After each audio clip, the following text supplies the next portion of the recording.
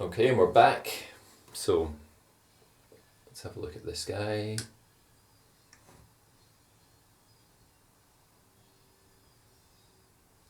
Nope, it is certainly not a fungi. That's another bit of straw, I should imagine. There's a few hairs as well in this, like a horsehair. Okay, that's my grubby slide right there, because I'm using the cheapo slides, I'm afraid, for your samples, so don't take offence to that. But the ones that are already beaten up quite badly. You, in the centre, that's another fungal spore there, that transparent thing there. So that's nice. I assume that's a germinated spore. To be honest, I don't know for sure, but I think that's what that is. Cyst here, and it's a cyst of looks to have a double cell wall.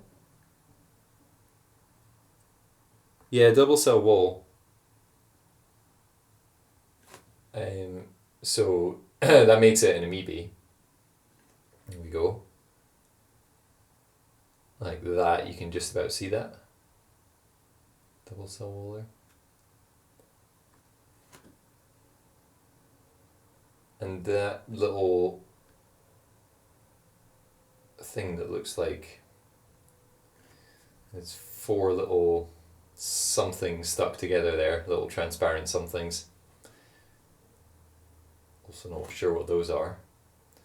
It's quite a lot of bacteria though. There is quite a lot of bacteria. Another mysterious shape here, look at this thing. Wow, that's pretty cool. I wonder if that's an insect part. With those little nodules on it, it could well be an insect part of some kind. So yeah, fungal spore galore.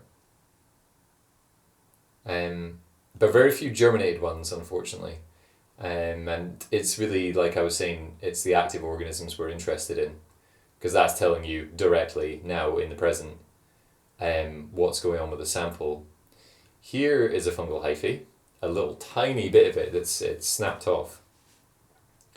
So that's a nice shot of a fungal hyphae there. You can see the cross walls, the septa really clearly. It's not terribly dark in colour. We would like it to be brown, at least tan. And you can compare it to the diameter of it with that of a bacteria. So that closest bacteria that's most in focus is the one we're going to take. And for me it looks to be about to 2.5, so that's good. That's a good diameter to have. The lower the diameter, the more likely it is to be an omycete, i.e. a pathogenic fungi. We aggregates here, lots and lots of dormant species. This looks like it'll be a testate amoeba here in the centre.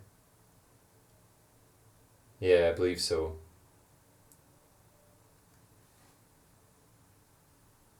That's cool.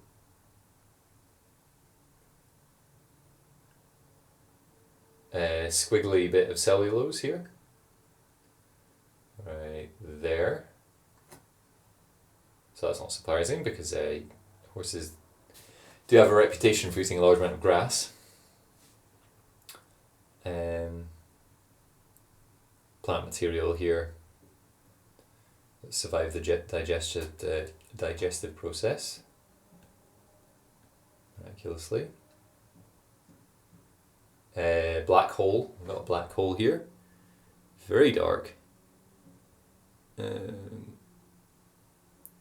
Yeah, it looks to be another fungal spore, I'd imagine. You would expect there to be parasites in this. The best thing that we do is we because I wonder if that's a huge bacterium there. Is that a huge bacterium? Cocobacillus in the centre there? I think it is. Um,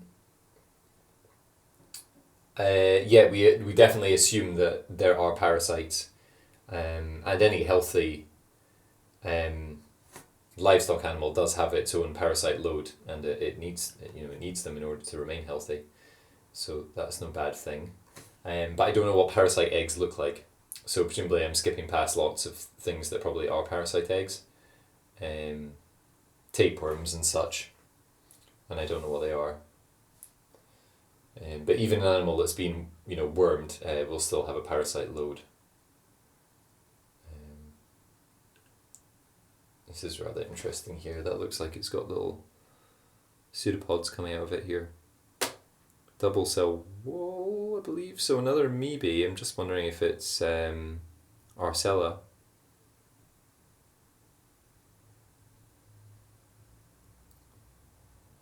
Arcella. I don't see an entrance. Arcella is basically a testate amoeba that is a round circle, but it makes its little hole in which it feeds from in the top of the circle, if you know what I mean, rather than the sort of pear shape.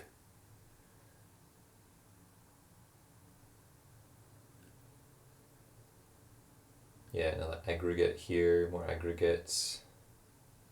Loads and loads of dormant things. I'd imagine there's so many dormant things because the sample was quite dry.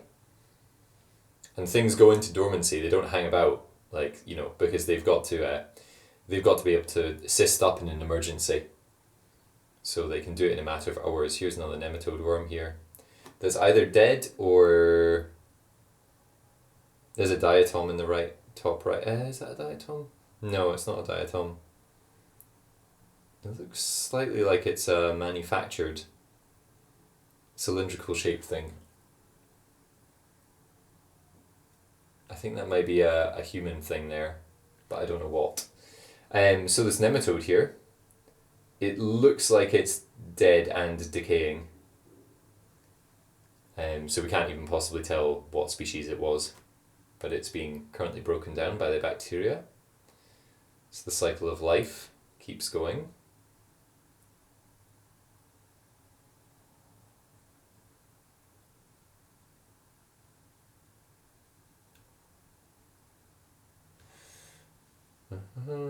What else we got here?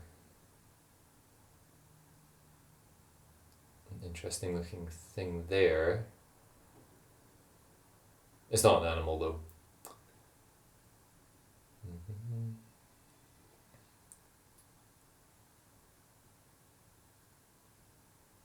Yep. So yeah, like I say, a lot of these will be eggs, I should imagine. Of something. This is quite cool, whatever this thing is, this structure.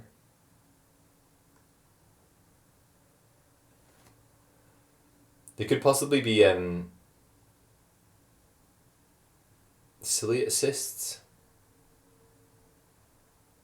because they're quite big. Haven't seen any ciliates yet though, that's a good indicator. Means it's not gone totally anaerobic. But I think you said you picked this from the surface, so that's to be expected.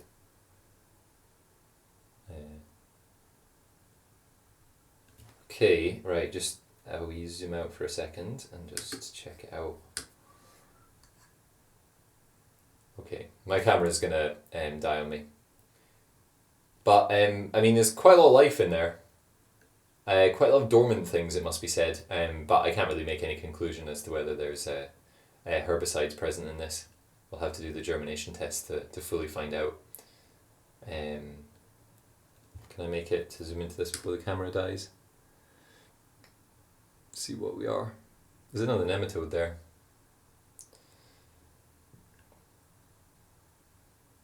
This guy here, I'll leave you with him sneaking along.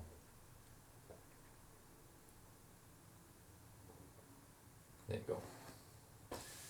Okay, I'll catch you later.